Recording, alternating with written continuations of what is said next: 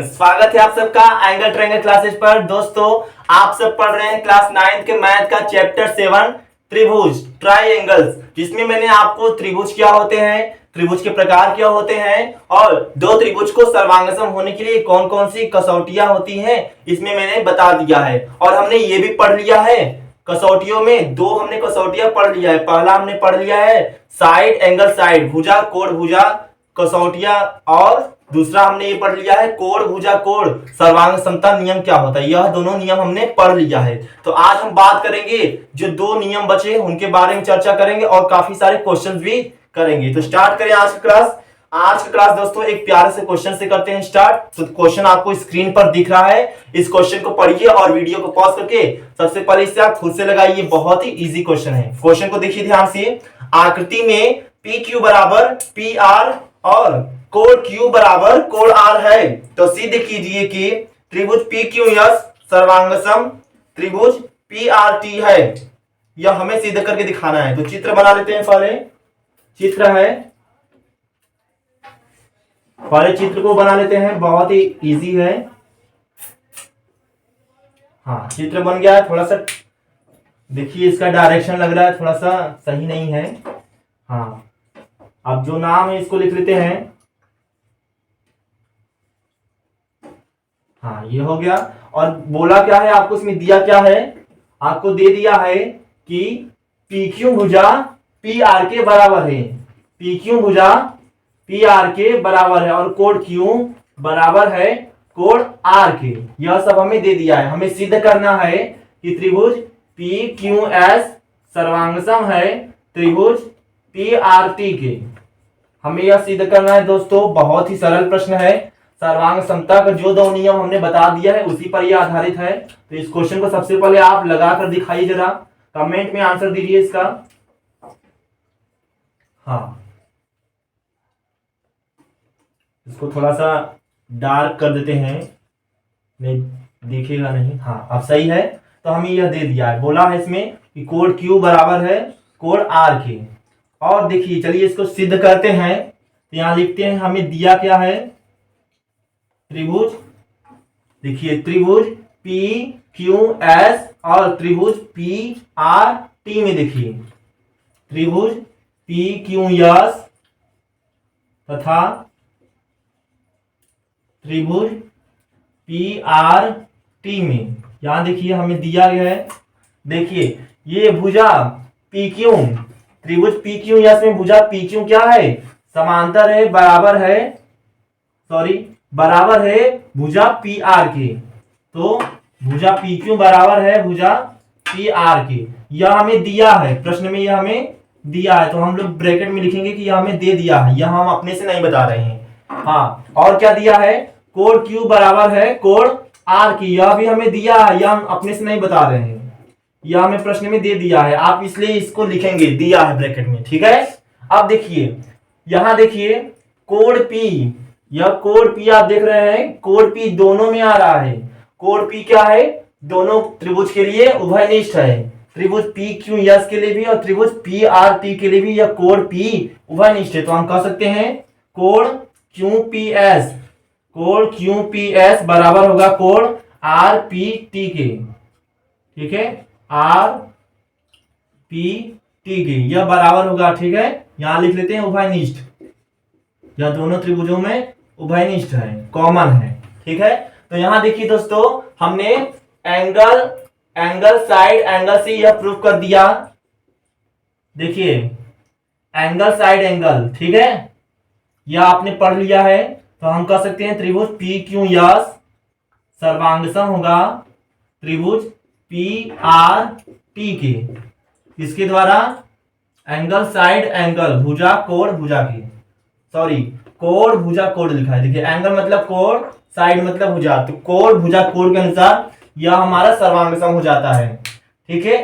अगर ये सर्वांगसम हो जाता है तो इसमें जो अन्य भुजाएं बची है वह स्वयं बराबर हो जाएंगी, ठीक है, वह खुद बराबर होंगी। यह यदि यह सर्वांगसम हो जाता है तो यहां पर हमारा यह प्रूफ हो जाता है। लिख लेते हैं प्रूव्ड। नोट कर लीजिए इस क्वेश्चन को। तो दोस्तों देखिए, हमने तीसरा नियम लिख दिया है। तीसरा नियम हमारा है भुजा भुजा भुजा मतलब एस एस एस सर्वांग समता नियम क्या होता है, हमने इससे पहले दो नियम पढ़ लिए हैं। तो सुन लीजिए इसका स्टेटमेंट क्या कहता है कि यदि किसी त्रिभुज की तीनों भुजाएं किसी दूसरे त्रिभुज की तीनों भुजाओं के बराबर हो, तब हम कह सकते हैं कि वह दोनों त्रिभुज सर्वांगसम होंगे, परस्पर सर्वांगसम होंगे। तो बहुत ही सरल है यह। चलिए देखते हैं इसको। हमने बोला कि यदि किसी त्रिभुज की तीनों भुजाएं किसी दूसरे त्रिभुज की तीनों भुजाओं के बराबर हो, तब हम वह दोनों त्रिभुज को सर्वांगसम बोलते हैं। आइए देखते हैं। यहां देखिए, यह भुजा AB यदि भुजा PQ के बराबर हो और दूसरी भुजा BC भुजा QR के बराबर हो और तीसरी भुजा AC भुजा PR के बराबर हो, तब हम कह सकते हैं कि यह दोनों त्रिभुज सर्वांगसम होंगे। आइए देखते हैं। यहां लिखते हैं यदि AB बराबर PQ, BC बराबर QR। देखिए AB बराबर PQ हो और BC बराबर QR हो और AC बराबर PR हो, AC बराबर PR हो, तब हम कह सकते हैं कि त्रिभुज ABC सर्वांगसम होगा त्रिभुज PQR के। यह हम कह सकते हैं। ठीक है, तो यह हमारा होगा साइड साइड साइड। ठीक है, यह साइड साइड साइड भुजा भुजा भुजा के अनुसार यह हमारा इस प्रकार से सर्वांगसम हो जाता है। बहुत ही सरल है, इसको नोट कर लीजिए दोस्तों। चलिए दोस्तों, ये चौथा है और लास्ट है, ये बहुत ही विशेष है, स्पेशल है। देखिए क्या है चौथा हमारा, समकोण कर्ण भुजा मतलब RHS सर्वांग समता नियम क्या होता है। RHS, R for right angle, H for hypotenuse मतलब कर्ण और S फॉर साइड। तो RHS सर्वांग समता नियम क्या है। तो इसमें क्या करना है, इसमें दो त्रिभुज होंगे और दोनों त्रिभुज क्या होंगे, समकोणिक होंगे। दोनों त्रिभुज समकोण त्रिभुज होंगे।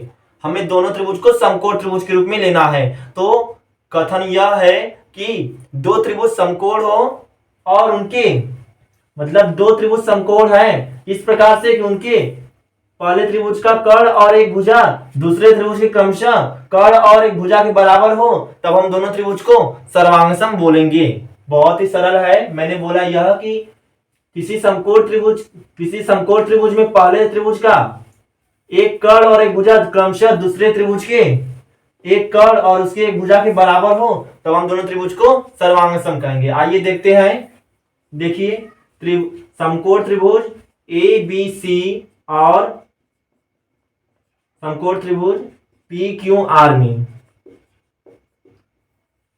यहां देखिए मैंने बोला था कि किसी समकोण त्रिभुज के कर्ण और एक भुजा क्रमशः दूसरे त्रिभुज के कर्ण और एक भुजा के बराबर हो, तब हम दोनों समकोण त्रिभुज को हम बोलेंगे सर्वांगसम है। यही कथन है। आइए इसको सिद्ध करते हैं। सिद्ध नहीं करना है, सर्वांगसम दिखाना है। देखिए तो AC जो भुजा है, AC यदि यहां लिखते हैं यदि AC जो कर्ण है कर्ण PR के बराबर हो और BC भुजा बराबर हो समकोण त्रिभुज PQR में QR के और कोण B बराबर हो कोण Q के, तब यह हमारा सर्वांगसम होगा। समकोण त्रिभुज ABC सर्वांगसम होगा समकोण त्रिभुज PQR के। किसके द्वारा, RHS। ठीक है, बहुत ही सरल है यह। इसमें आपको बस यह ध्यान रखना है कि दोनों त्रिभुज समकोणिक होने चाहिए, दोनों त्रिभुज समकोण त्रिभुज होने चाहिए। नोट कर लीजिए इसको। आइए दोस्तों इसको एक क्वेश्चन कर लेते हैं। क्वेश्चन देखिए आपको स्क्रीन पर दिख रहा है। क्वेश्चन है कि दी गई आकृति में AB तथा CD BD पर लंब है, साथ ही AB बराबर CD तथा AF बराबर CE भी है, तो सिद्ध कीजिए कि B बराबर FD होगा। चलिए सिद्ध करते हैं। देखिए हमने त्रिभुज बना दिया है, समकोण त्रिभुज जो चित्र दिया है वो हमने बना दिया है। यहां पर देखिए AB और CD BD पर लंब है। यहां पर मैंने लिख दिया है त्रिभुज ABF और त्रिभुज सी डी ई में, सी डी ई में क्या है, ए बी और सी डी बी डी पर लंब है, और साथ ही साथ ये ए बी बराबर है सी डी के, और ए एफ बराबर है सीई के।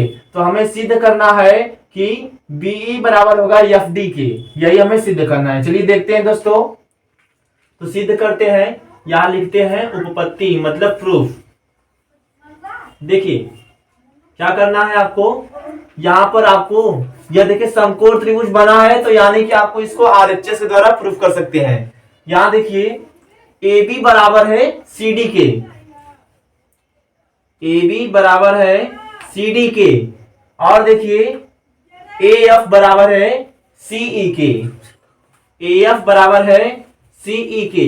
यह हमें दिया है, यह हमें दिया है, ठीक है, यह हमें दे दिया है। और आगे देखिए ए बी एफ, कोण ए बी एफ बराबर होगा कोण सी डी ई के, कोण ए बी एफ बराबर होगा कोण सी डी ई के।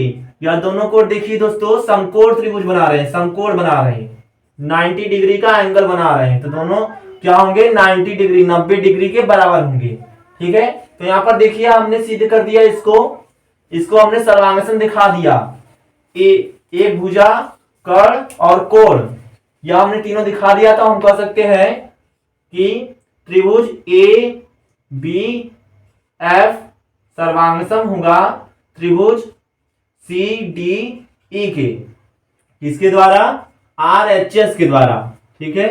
हम यह कह सकते हैं कि दोनों त्रिभुज इस प्रकार से सर्वांगसम होंगे। तो इनकी जो अन्य भुजा बची है मतलब बी एफ और एफ डी, यह दोनों भी आपस में बराबर हो जाएंगे, ठीक है। तब हम कह सकते हैं कि बी एफ बराबर होगा ई डी के, बी एफ बराबर होगा ई डी के, ठीक है। यह हम किसके द्वारा कह सकते हैं, सीपी सीटी से, सीपी सीटी से हम कह सकते हैं। अब देखिए हमें यह भी दिखाना है बीई बराबर एफ डी, बीई बराबर एफ डी, हमें यह दिखाना है, ठीक है, हमें यह दिखाना है। यह सिद्ध हो गया। अब देखिए क्या करेंगे, बीई बराबर एफ डी हमें यह दिखाना है। तो यहां देखिए बीई बी एफ, यहां लिखते हैं बी एफ बराबर हम लोग क्या लिख सकते हैं, यह पूरा बी एफ बराबर लिख सकते हैं हम लोग be plus E F, be be plus E F हम लोग यहां लिख सकते हैं। और ई डी बराबर हम लोग क्या लिख सकते हैं, E F plus F D,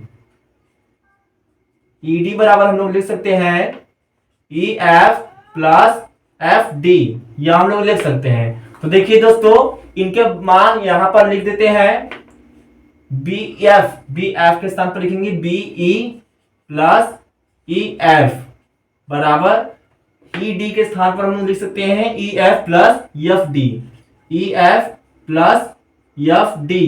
तो यहां देखिए दोस्तों दोनों साइड बाएं पक्ष और दाएं पक्ष मतलब लेफ्ट हैंड साइड और राइट हैंड साइड में ई एफ कैंसिल हो जाता है। तो हमारा क्या बचेगा, हमारा यही बचेगा बीई बराबर एफ डी, बीई बराबर एफ डी। देखिए दोस्तों क्या हमें यही दिखाना था यहां पर, हाँ हो गया, बहुत ही सरल था, नोट कर लीजिए इसको। आइए दोस्तों एक क्वेश्चन आपको दिया जाता है करने के लिए। दोस्तों ये क्वेश्चन काफी लाजवाब होगा, इस क्वेश्चन को कर दोस्तों इसका आंसर मुझे कमेंट में जरूर दीजिएगा। क्वेश्चन आपको स्क्रीन पर दिख रहा है, देखिए जरा, दी गई आकृति में बीए लंब है एसी पर तथा डीई लंब है ईएफ पर, इस प्रकार है कि बीए बराबर डीई तथा बीएफ बराबर डीसी है, तब सिद्ध कीजिए कि एसी बराबर ईएफ होगा। चित्र आपको दिख रहा है, इसको देख करके आपको इसे सिद्ध करना है। तो दोस्तों इस क्वेश्चन को आप जल्दी से लगाकर दिखाइए। आइए दोस्तों एक क्वेश्चन करते हैं। क्वेश्चन आपको स्क्रीन पर दिख रहा है। क्वेश्चन है कि त्रिभुज एबीसी एक समकोण त्रिभुज है जिसमें कोण ए 90 अंश है और भुजा AB भुजा AC के बराबर है। भुजा AB जो है भुजा AC के बराबर है, तो कोण C और कोण B के मान बताइए। बहुत ही सरल प्रश्न है, चलिए इस क्वेश्चन को करते हैं। देखिए हमें दिया है, यहां लिखते हैं, हमें दिया है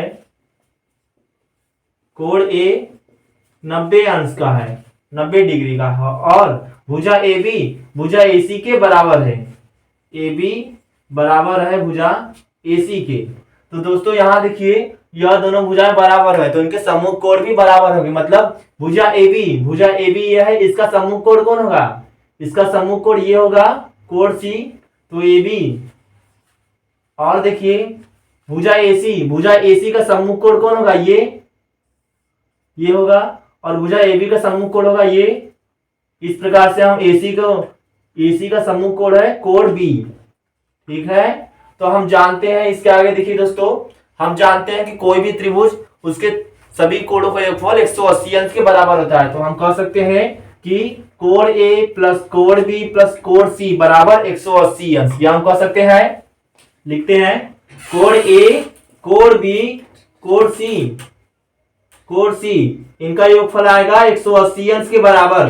तो यहां देखिए दोस्तों कोण C बराबर कोण B है, तो हम कोण B के स्थान पर कोण C लिख सकते हैं या कोण C के स्थान पर हम कोण B लिख सकते हैं। चलिए लिखते हैं कोण A का मान हमें दिया है, देखिए कोण A बराबर 90 डिग्री दिया है, तो कोण A बराबर 90 डिग्री लिख लीजिए, प्लस कोण B प्लस कोण C के स्थान पर हम लोग कोण B लिख सकते हैं, यहां पर ऊपर बराबर दिया है तो यहां पर हम लिख लेते हैं कोण B बराबर 180 डिग्री। यहां देखिए कोण B प्लस कोण B कितना हो जाएगा, 2 कोण B हो जाएगा, 2 कोण B हो जाएगा बराबर 180 डिग्री।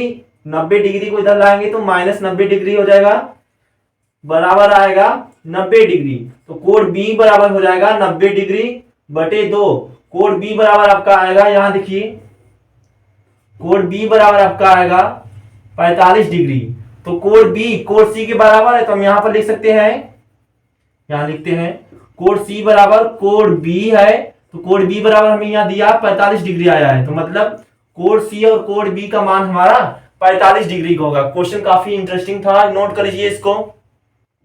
दोस्तों वीडियो को अब हम एंड करने जा रहे हैं। आपको होमवर्क में एक क्वेश्चन दिया जा रहा है, इस क्वेश्चन को सॉल्व करके इसका आंसर हमें कमेंट में जरूर बताइएगा। क्वेश्चन आपको मैं बोल रहा हूं, क्वेश्चन है कि किसी भी समबाहु त्रिभुज, कोई समबाहु त्रिभुज है तो यह सिद्ध कीजिए कि किसी समबाहु त्रिभुज का प्रत्येक कोण 60 अंश का होता है। बहुत ही सरल है, इसको आप सिद्ध करके इसका आंसर मुझे कमेंट में जरूर बताएंगे कैसे किया आपने। चलिए दोस्तों तब वीडियो को यहीं पर एंड करते हैं।